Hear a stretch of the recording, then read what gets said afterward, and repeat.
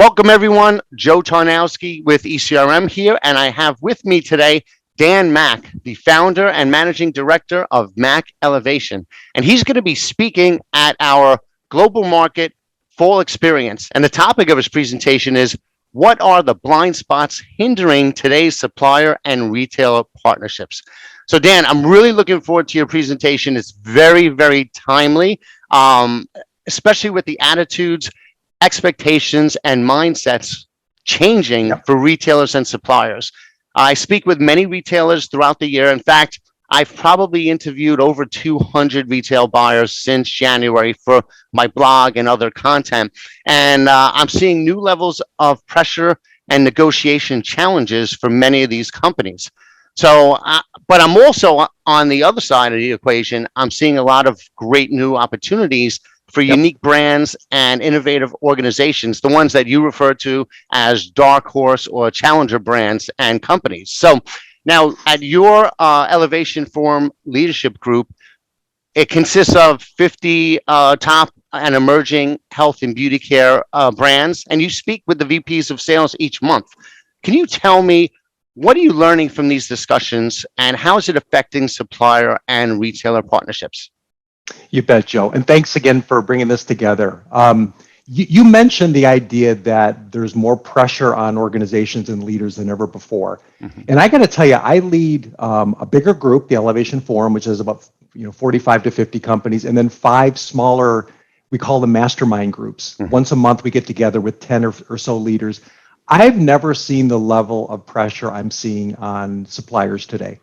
I'm seeing it in terms of like the pressure they're thinking through their business, the pressure that they're moving through in terms of all the dynamics they're changing.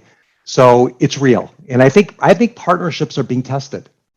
And I think the future of partnerships between suppliers and retailers are going to be tested. There's a quote that I think is kind of inspires me. The guy by the name of Doug Conan, he used to be the former CEO of Campbell's Soup.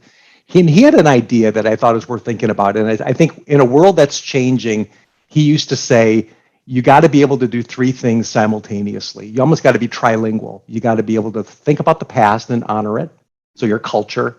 You got to think about the present, which is the customer, the changing dynamics. And you got to really set the table and create the future, which is you got to be creative. And I think those 3 things together typically don't coexist well. And that's why we're all feeling the anxiety we are now during this period of pressure. So, when I spoke with the supplier community, I spoke to about almost 30 of them. And then I spoke with 15 retailers. When I talked with the suppliers, there were 5 big messages that came through. And next week, we will develop it a little more. And there's more that I'll share. But Joe, the big 5 that I think are worth thinking about, this is on the mind of a supplier. So this is the pressure they're feeling in a partnership. The first one is they would say most retailers don't really appreciate the size of their business with Amazon. They don't know it because the data is not available, and they don't really appreciate, or it's a huge blind spot. That business is so big and oftentimes very profitable with some players. They don't really understand when they put pressure on a supplier to get their digital business right, to get their Amazon business right. They don't really appreciate the size of that business. They don't understand it. They don't know it. That's number one. The second one is, I think there's more financial rigor than ever before with suppliers. They have choices. They have choices in where they partner. And if the relationship isn't profitable, they will go in another direction. They have to. So there's a lot of rigor going on with suppliers. The third is they're really critically assessing the cost to serve a retailer. So if that profitability isn't right, they're either going to get it right, because that's the new world we're in, or they may walk away from a piece of that retailer business. Because you just can't be unprofitable in parts of your business and just keep thinking things are okay. And I'm seeing, Joe, that more than ever is really a big issue. They're making tough decisions. Well, there's a good saying from, I think it was Tim Ferriss. He was like, you should fire your worst customers. Right. Get rid of them.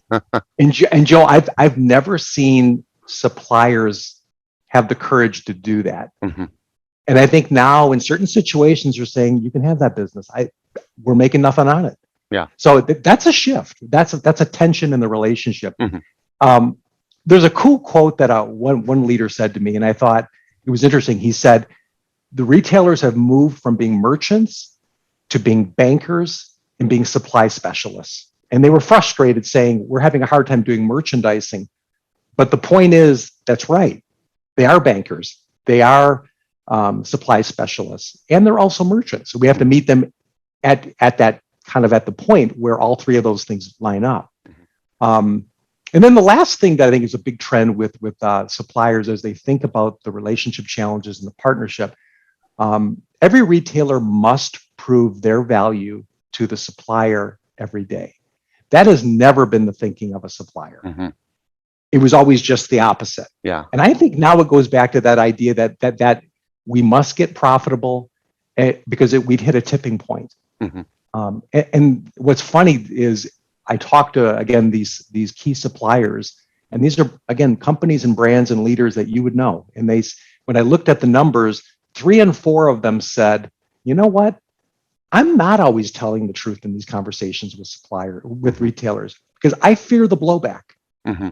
Like on the core stuff, I'm obviously shooting straight, but in the gray, I'm not, because I'm not sure they can deal with the truth, and I'm not sure they're open to really work through the challenges with me in a way that doesn't hurt my business. So that was kind of one of the big things that really I think was pretty candid. I then spoke with retailers, because a lot of times I play it in between the retail world and the supplier world. And there were 4 major themes that came through that really, again, made me think. One was, the quote was, all of the work that the consumer used to do, we're now doing as a retailer. Yeah. So as the consumer used to walk around putting things in the basket, they're saying, hey man, we're doing that now. Yeah. And that's an unsustainable business model for us because of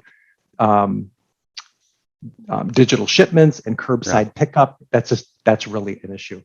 The second quote was, our vision hasn't changed, but my job description has changed. Mm-hmm. And I think most suppliers don't fully appreciate how that job description has changed. Mm-hmm. And we need to align with them and understand how it's changed to make their life easier. And it's changed in a way that sometimes is in conflict with a supplier. Mm-hmm. That's the second thing. The third was, part of their scorecard is, and it kind of depends on the sophistication of the retailer. They're looking at repeat purchases in their scorecard. They're looking at shopper segmentation, product out of stocks, consumer acquisition, consumer views, consumer impressions. So they're thinking like a digital marketer too. They're managing a store and a digital marketer. So, and that's a big change. So, and I think the last one was, more than ever before, retailers are looking for companies to help them understand what's next and what am I not seeing clearly, either in your category or with the shopper. So more than ever before, being able to look around the corner as a skill is pretty bloody important if you're working with a retailer. So those are some. I mean, that's a lot right there, but that's some of the big things that I think are causing pressure in the partnership. I know you chat as much as I do with both suppliers and retailers. Tell me some of the things you're seeing.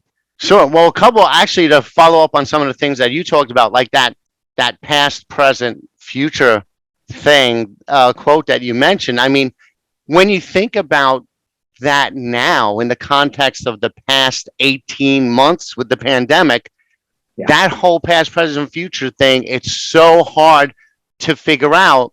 You can't base things on what happened in the past 18 months because it may not happen in the next 18 months. It's the way they shop has completely changed from because of the pandemic. Their view of wellness has changed, and that what I've seen has impacted all categories. It's not just more vitamins and immunity products. They're getting blue light blocking glasses because they want better sleep because that's going to make them healthier. They're getting alarm clocks that have countdown timers or white noise and things to help with their overall wellness that spans across all the different categories in the store. So another issue, like you touched on, supply chain, maintaining supply chain excellence while balancing profit. I hear so much, and almost all of the interviews that I've done, it's supply chain, supply chain, supply chain on both sides, retailers and the suppliers. I mean, supplier might get jammed up just because one element of their packaging is not available, and it just puts a wrench in the whole works.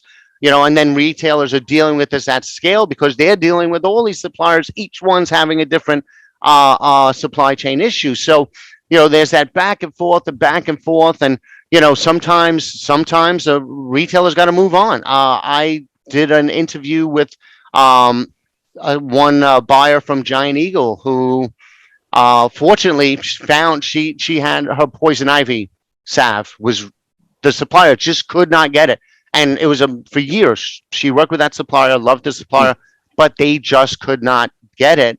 Fortunately, at one of our programs, she met with another one who was all set up and ready to go and could had plenty of product in the pipeline. So, but you're seeing that across categories, across everything, all these products. So supply chain has just been such a big issue, and you see all the things with the shipping problems and that Suez Canal thing, and and then obviously everything from the pandemic. So I think that it's important to have proactive, incremental funding discussions that justify why an investment serves both parties. And to your point before about the suppliers withholding information, I mean, it's bad. It's sad that it's coming to that, but I'm always a big believer. Transparency is key. I mean, for a supplier, you should be up front with the buyer about what your capabilities are, but also about what your capabilities are not. Because in the long term, that's going to benefit. Maybe you'll take the hit. You won't get the business now, but because you were honest with them and you come back later, you'll get the business, or there'll be a level of trust there. And you have to have that candor, that openness, and on both sides, that commitment to co-creation that has to occur where both partners have that equal voice. And the only way to get that is by both sides being really, really transparent. And it's a two-way street. When you're having that conversation, like, look, cards on the table, this is where we're at, this is what we could do. How can we work together given what your needs and objectives are, and just make it work? And maybe it doesn't work. And like you said, sometimes the cost of doing business with them is too much, and it's easier for the supplier to drop retailer, especially they have so many digital opportunities. If they're selling on Instagram, on Amazon, on Facebook, and there's so many digital opportunities, direct to consumer opportunities that they can now pursue if they're savvy in that area. And Joe, I think what you're also alluding to, which I don't think is a behavior or a leadership attribute we talk enough about, but the companies that are really breaking through, big and small, they're courageous. Yeah.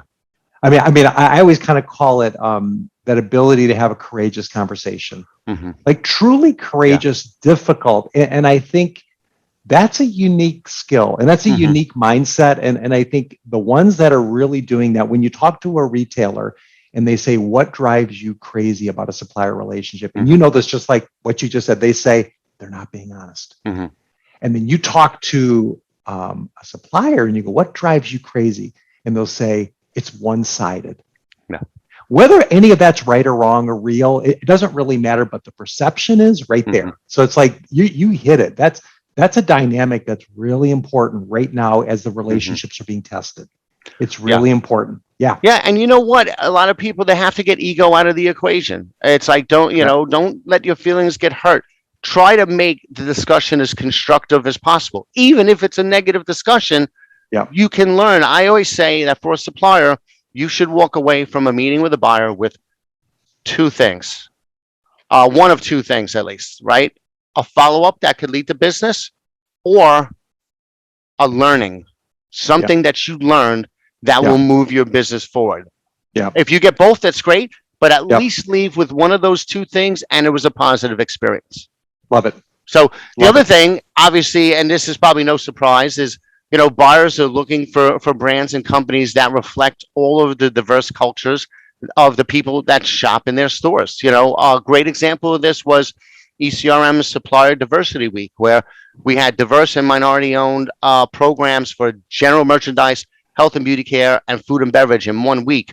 We had I think it was like 650 buyers participated in that 1 week. Right. If that doesn't show you how strong an interest there is in supplier diversity, I don't know what will. No, So, that's perfectly put. Yep. so Dan, any final thoughts? I think the one theme, whether you're a manufacturer or a supplier or a retailer, I think it can be kind of thought through with one quote, which is and this is a quote that a vice president of merchandising once said to me when I said, "What's the feedback you'd want to tell a supplier?" Mm-hmm. And ironically, I think it goes the other direction too, which is if you don't care about my agenda, I won't care about your agenda. Mm-hmm. And I think from both sides, when you talk about partnership, manufacturers spend a lot of time trying to diagnose the needs, the interests, the agenda of a retailer, and most do a decent job. There's some that obviously have big blind spots. And I know retailers do that too. Mm-hmm. But I think it also means getting into the personal agendas of the leaders you're working with, the hidden agendas, the unstated agendas, which comes through relationship. Mm-hmm. So I think as we think about this moving into the future, as much as digital is transforming our business, this is a human business still. And you got to really build the foundation of relationship to get to some of these hidden things where I think the real value is. So I know that's something you value personally. I do too. Yep. And I'm excited about, we'll talk about that next week. And I appreciate the time to chat with you. Oh, same here. I'm looking forward to it. So just anybody who is registered, make sure you add Dan's presentation to your schedule. And Dan, I look forward to seeing it. I do too. See you soon. All right. Thanks.